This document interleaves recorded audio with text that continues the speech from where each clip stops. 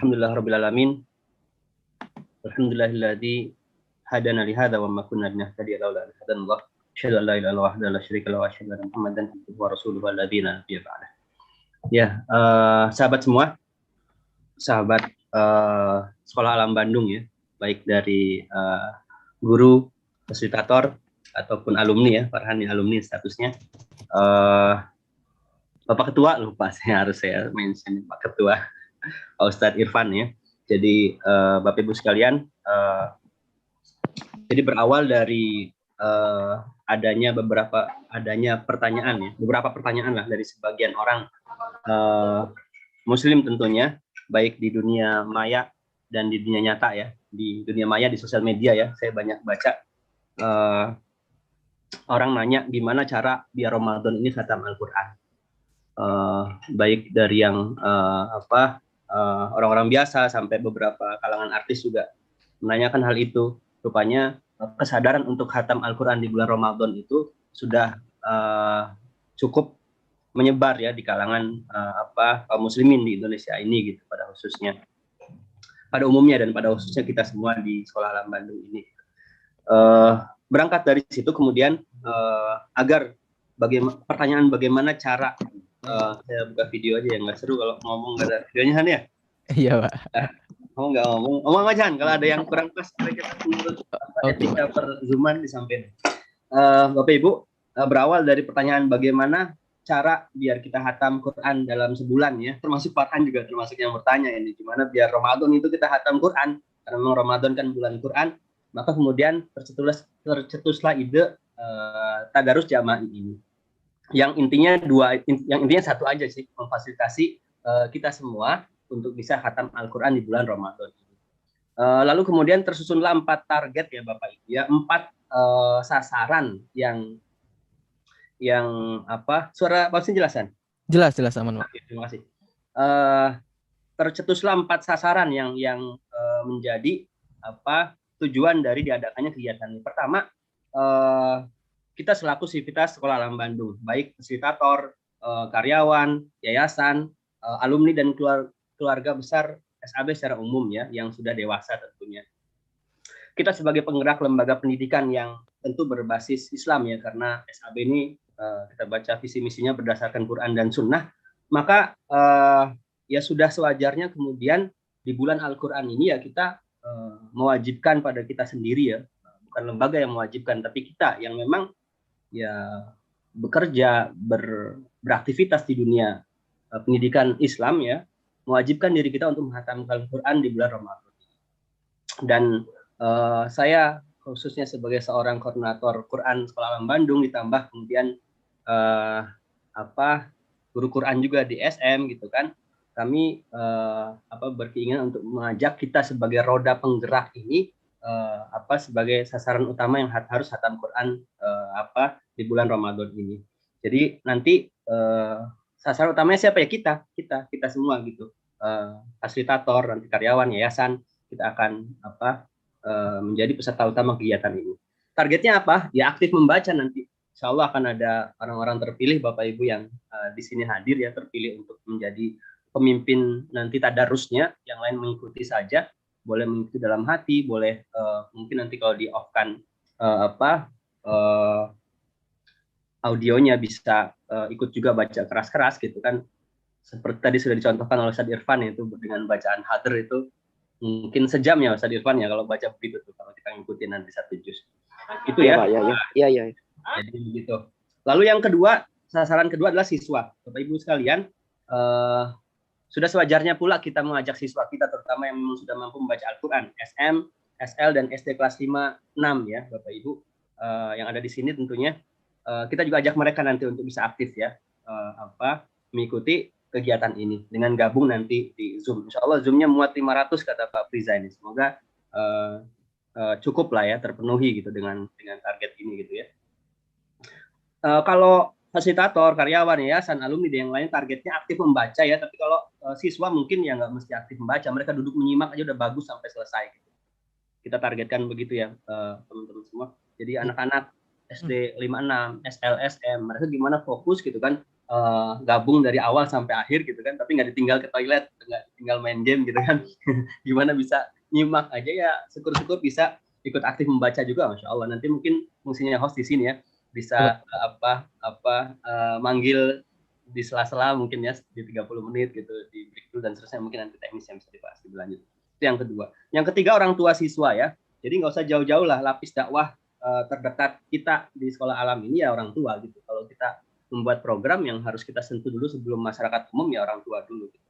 Mereka adalah lapis dakwah terdekat dengan kita. Maka wajar untuk kita sibugohi gitu, untuk kita sentuh dengan kegiatan Al-Quran. Mereka juga kita ajak untuk khatam Al-Quran di Ramadan ini. Nah, orang tua juga sama menyimak ya, minimal menyimak, maksimal ya bisa nanti ikut membaca bareng-bareng juga bersama kita gitu. Yang keempat terakhir masyarakat umum gitu ya. Masyarakat umum apa tujuannya untuk kita bikin syiar sih? Kita syiarkan Ramadan ini, kita sampaikan ke masyarakat sekolah alam mempunyai kegiatan tadarus jamaah untuk Al-Qur'an. Kita mungkin sebagai sarana marketing juga, ada sekolah alam, mungkin nanti SM juga bikin spanduk ya Han ya. Oh, SM bikin kegiatan gitu.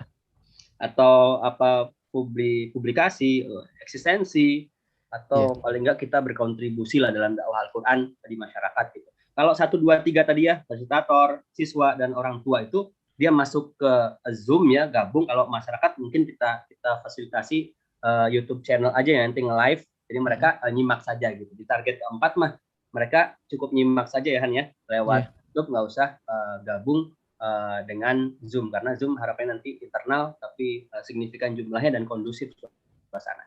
Itu mungkin Bapak Ibu gambaran tentang kegiatan ini, dan alhamdulillah sudah disetujui oleh yayasan ya, oleh ketua, oleh sekretaris, oleh HRM juga, dan semoga ini menjadi kegiatan khas kita di Ramadan 1442 Hijriah ini. Kita semua, bayangkan Bapak Ibu, kita semua warga Sekolah Alam Bandung gitu kan, setiap pagi habis subuh jam 5 sampai jam 6 ngaji sejus bareng-bareng selama 1 bulan penuh Ramadan. Wah, saya nggak kebayang keberkahannya.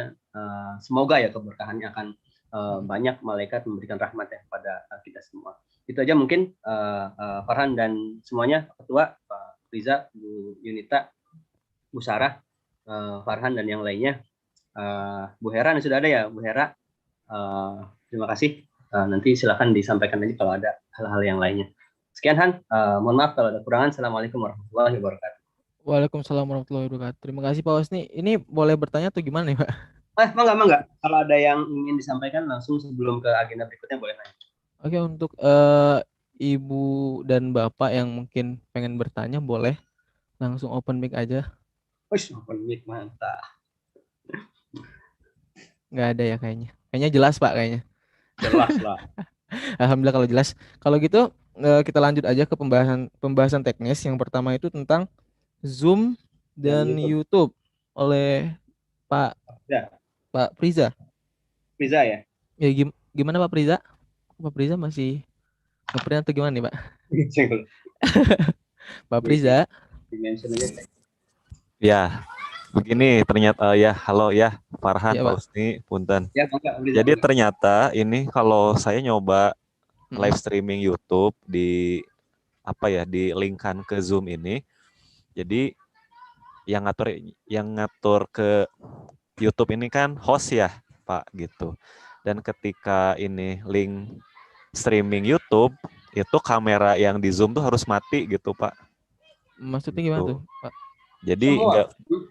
Jadi yang muncul, jadi gini, ternyata sistem buat live streaming YouTube itu supaya bisa nge-link ke Zoom, ini kamera host itu harus mati. Nah, makanya sekarang saya bicara kan nggak kelihatan kameranya gitu.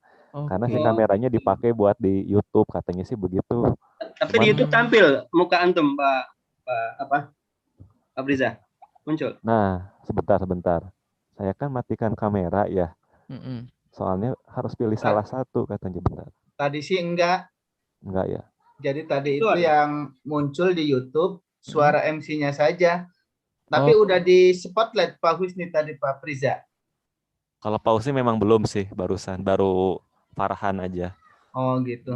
Tadi pas Pak Husni bicara itu Pak Husni belum keluar mukanya. Ya, berarti itu emang belum di spotlight sih barusan. Sekarang coba tuh. Nah, kalau saya ini saya nggak tahu. Ini saya udah nyalakan video, tapi di YouTube-nya tuh cuma muncul nama saya gitu. Sama di Zoom-nya juga nggak ada muka Pak Priza. Ya emang nggak ada Pak. Jadi memang dari awal settingannya tuh harus matikan aplikasi yang menggunakan kamera katanya gitu. Cuman nggak tahu, nanti coba saya ulik lagi deh. Toh kalau host kan nggak perlu tampil ya Pak Husni ya. Iya ya. Iya. Yang wajib tampil nanti pembacanya. Iya. Kak Farhan nanti kan wajib tampil. Nah ini muncul sih kalau wajah Kak Farhan nih. Oh kalau saya muncul. Muncul semua gitu. Muncul nih. Pokoknya penuh satu layar nih, Masya Allah. Wih, mantap. Gitu.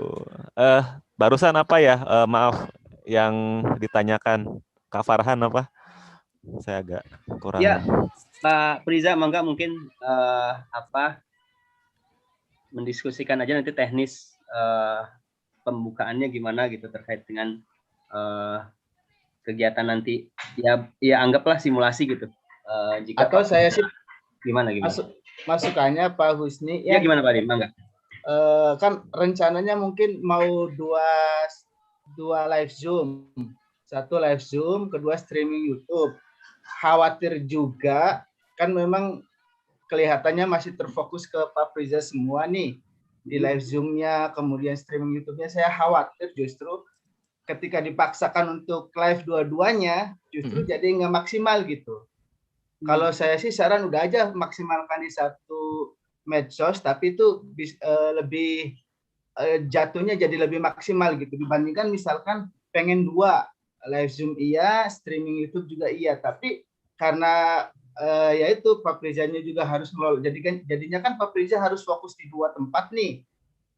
Live Zoom iya, YouTube iya gitu. Saya justru lebih khawatir jadi nggak maksimal yang tampil, kecuali pilihannya ada satu orang yang fokus di YouTube, ada satu orang yang fokus di Zoom gitu. Kayaknya seperti itu. Atau misalkan Pak Alim bisa dilibatkan di situ, bisa jadi membantu sedikit banyaknya proses ketika dilaksanakan gitu. Menurut saya mah cukup ya.